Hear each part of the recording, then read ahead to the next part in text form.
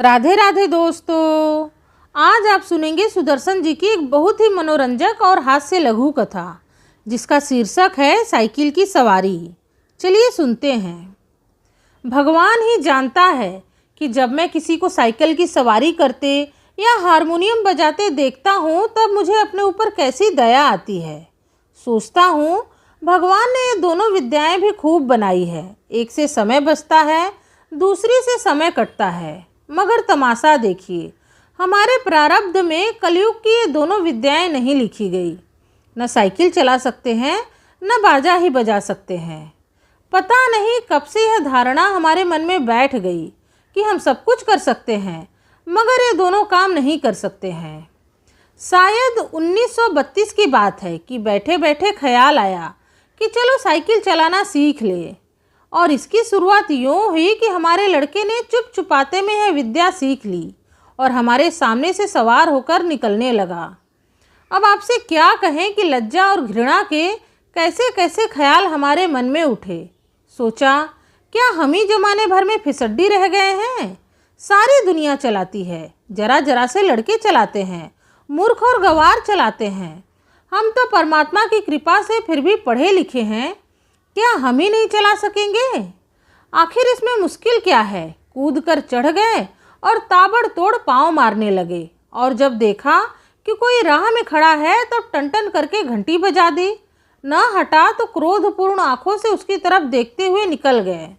बस यही तो सारा गुर है इस लोहे की सवारी का। कुछ ही दिनों में सीख लेंगे। बस महाराज, हमने निश्चय कर लिया कि चाहे जो हो जाए परवाह नहीं। दूसरे दिन हमने अपने फटे पुराने कपड़े तलाश किए और उन्हें ले जाकर श्रीमती जी के सामने पटक दिया कि जरा इनकी मरम्मत तो कर दो। श्रीमती जी ने हमारी तरफ अचरज भरी दृष्टि से देखा और कहा, इन कपड़ों में अब जान ही कहाँ है कि मरम्मत करूं? इन्हें तो फेंक दिया था, आप कहाँ से उठा लाए? वहीं जाकर डाल आइए। हमने मुस्कुराकर श्रीमती जी की तरफ देखा और कहा, तुम हर समय बहस न किया करो। आखिर मैं इन्हें ढूंढ ढांढ कर लाया हूँ तो ऐसे ही तो नहीं उठा लाया। कृपा करके इनकी मरम्मत कर डालो। मगर श्रीमती जी बोली, पहले बताओ इनका क्या बनेगा? हम चाहते थे कि घर में किसी को कानों कान खबर न हो और हम साइकिल सवार बन जाए, और इसके बाद जब इसके पंडित हो जाएं तब एक दिन जहांगीर के मकबरे को जाने का निश्चय करें। घर वालों को तांगे में बिठा दे और कहे, तुम चलो हम दूसरे तांगे में आते हैं। जब वे चले जाएं तब साइकिल पर सवार होकर उनको रास्ते में मिले। हमें साइकिल पर सवार देखकर उन लोगों की क्या हालत होगी, हैरान हो जाएंगे। आंखें मल मल कर देखेंगे कि कहीं कोई और तो नहीं, परंतु हम गर्दन टेढ़ी करके दूसरी तरफ देखने लग जाएंगे, जैसे हमें कुछ मालूम ही नहीं, जैसे यह सवारी हमारे लिए साधारण बात है। झक मारकर बताना पड़ा कि रोज रोज तांगे का खर्च मारे डालता है, साइकिल चलाना सीखेंगे। श्रीमती जी ने बच्चे को सुलाते हुए हमारी तरफ देखा और मुस्कुराकर बोली, मुझे तो आशा नहीं कि यह बेल आपसे मत्थे चढ़ सके। खैर, यत्न करके देख लीजिए, मगर इन कपड़ों से क्या बनेगा? हमने जरा रौब से कहा, आखिर बाइसिकल से एक दो बार गिरेंगे या नहीं, और गिरने से कपड़े फटेंगे या नहीं? जो मूर्ख हैं वो नए कपड़ों का नुकसान कर बैठते हैं, जो बुद्धिमान है वो पुराने कपड़ों से काम चलाते हैं। मालूम होता है कि हमारी इस युक्ति का कोई जवाब हमारी स्त्री के पास न था, क्योंकि उन्होंने उसी समय मशीन मंगवाकर उन कपड़ों की मरम्मत शुरू कर दी। हमने इधर बाजार जाके जंबक अर्थात मरहम के 2 डब्बे खरीद लिए कि चोट लगते ही उसी समय इलाज किया जा सके। इसके बाद जाकर एक खुला मैदान तलाश किया ताकि दूसरे दिन से साइकिल सवारी का अभ्यास किया जा सके। अब यह सवाल हमारे सामने था कि अपना उस्ताद किसे बनाए। इसी उधेड़ बुन में बैठे थे कि तिवारी लक्ष्मी नारायण आ गए और बोले, क्यों भाई, हो जाए एक बाजी शतरंज की? हमने सिर हिलाकर जवाब दिया, नहीं साहब, आज तो जी नहीं चाहता। क्यों? यदि जी न चाहे तो क्या करे? यह कहते कहते हमारा गला भर आया। तिवारी जी का दिल पसीज गया। हमारे पास बैठकर बोले, अरे भाई, मामला क्या है? स्त्री से झगड़ा तो नहीं हो गया? हमने कहा, तिवारी भैया क्या कहें, सोचा था लाओ साइकिल की सवारी सीख ले, मगर अब कोई ऐसा आदमी दिखाई नहीं देता जो हमारी सहायता करे। बताओ, है कोई ऐसा आदमी तुम्हारे ख्याल में? तिवारी जी ने हमारी तरफ बेबसी की आंखों से ऐसे देखा मानो हमको कोई खजाना मिल रहा है और वे खाली हाथ रह जाते हैं। बोले, मेरी मानो तो यह रोग ना पालो, इस आयु में साइकिल पर चढ़ोगे? और यह भी कोई सवारियों में सवारी है कि डंडे पर उकड़ू बैठे हैं और पाँव चला रहे हैं। अजी लानत भेजो इस ख्याल पर, आओ एक बाजी खेले। मगर हमने भी कच्ची गोलियां नहीं खेली थी। साफ समझ गए कि तिवारी ईर्ष्या की आग में फूंका जाता है। मुंह फुलाकर हमने कहा, भाई तिवारी हम तो जरूर सीखेंगे, कोई आदमी बताओ। आदमी तो है ऐसा एक, मगर वह मुफ्त में नहीं सिखाएगा, फीस लेगा। दे सकोगे? कितने दिन में सिखा देगा? यही 10-12 दिनों में। और फीस क्या लेगा हमसे? औरों से 50 लेता है, तुमसे 20 ले लेगा हमारी खातिर। हमने सोचा 10 दिन सिखाएगा और 20 रुपये लेगा। 10 दिन 20 रुपये, 20 रुपये 10 दिन, अर्थात 2 रुपये रोजाना, अर्थात 60 रुपये महीना, और वो भी केवल 1-2 घंटे के लिए। ऐसे 3-4 ट्यूशनें मिल जाए तो 250-300 रुपये मासिक हो जाएंगे। हमने तिवारी जी से तो इतना ही कहा कि जाओ जाकर मामला तय कराओ। मगर जी में खुश हो रहे थे कि साइकिल चलाना सीख गए तो एक ट्रेनिंग स्कूल खोल दे और 300-400 रुपये मासिक कमाने लगे। इधर तिवारी जी मामला तय करने गए, इधर हमने यह शुभ समाचार जाकर श्रीमती जी को सुना दिया कि कुछ दिनों में हम लोग ऐसा स्कूल खोलने वाले हैं जिससे 300-400 रुपये मासिक आमदनी होगी। श्रीमती जी बोली, तुम्हारी इतनी आयु हो गई है मगर ओछापन न गया।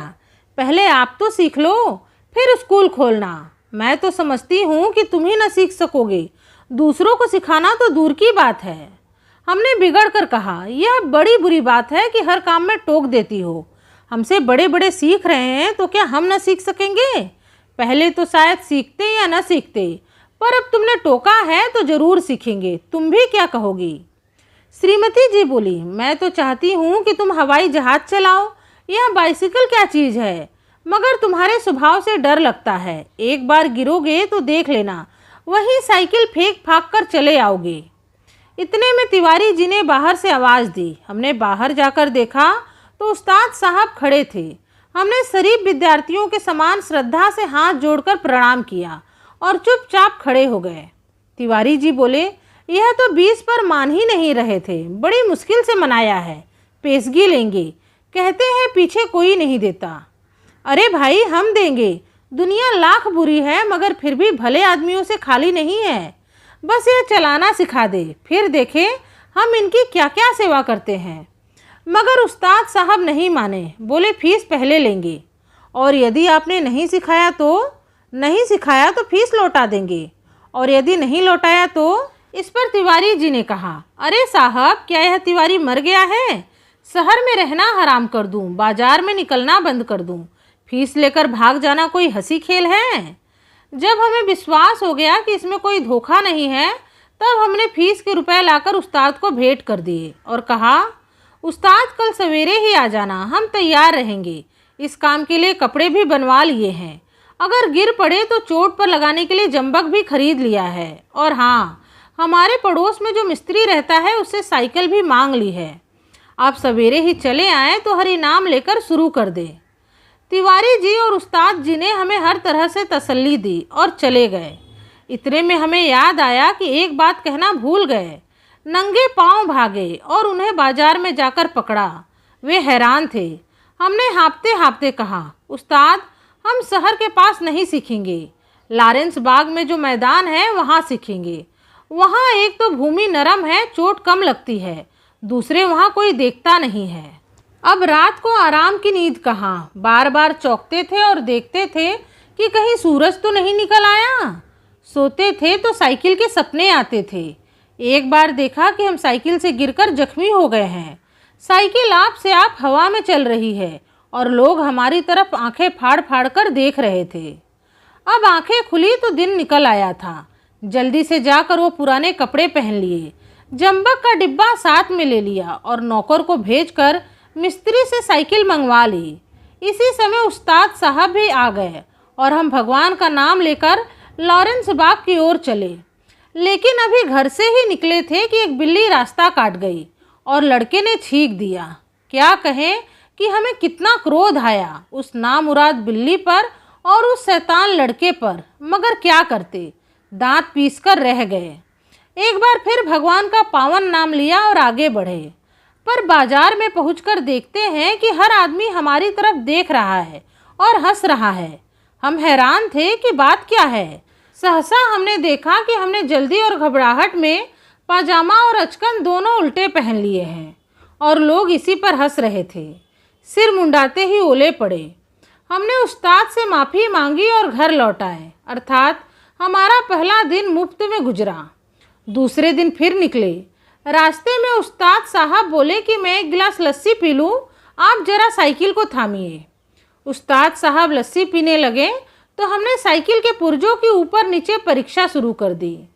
फिर कुछ जी में आया तो उसका हैंडल पकड़कर चलने लगे, मगर 2 ही कदम गए होंगे कि ऐसा मालूम हुआ जैसे साइकिल हमारे सीने पर चढ़ी आती है। इस समय हमारे सामने गंभीर प्रश्न यह था कि क्या करना चाहिए, युद्ध क्षेत्र में डटे रहें या हट जाएं।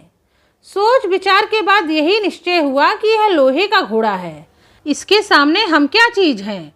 बड़े बड़े वीर योद्धा भी ठहर नहीं सकते। इसीलिए हमने साइकिल छोड़ दी और भगोड़े सिपाही बनकर मुड़ गए। पर दूसरे ही क्षण साइकिल पूरे जोर से हमारे पांव पर गिर गई और हमारी राम दुहाई बाजार के एक सिरे से दूसरे सिरे तक गूंजने लगी।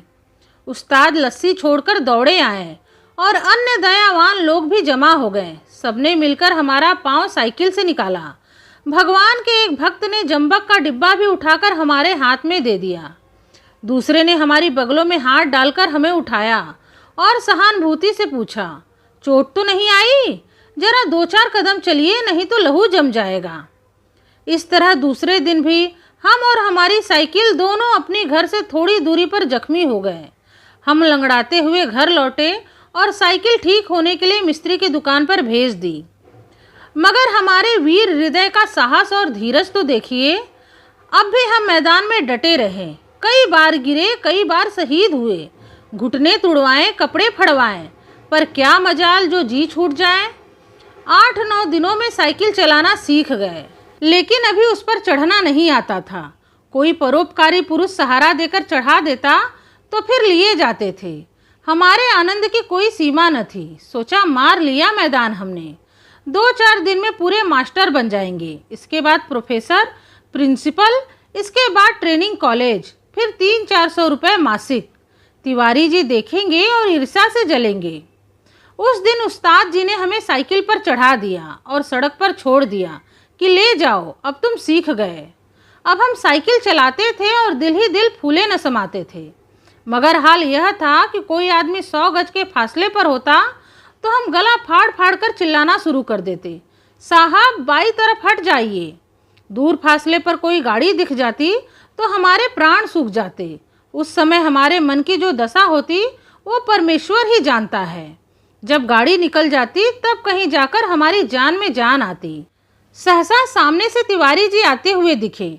हमने उन्हें भी दूर से ही अल्टीमेटम दिया कि तिवारी जी बाईं तरफ हो जाओ, वरना साइकिल तुम्हारे ऊपर चढ़ा देंगे। तिवारी जी ने अपनी छोटी छोटी आंखों से हमारी तरफ देखा और मुस्कुराकर कहा, जरा एक बात तो सुनते जाओ।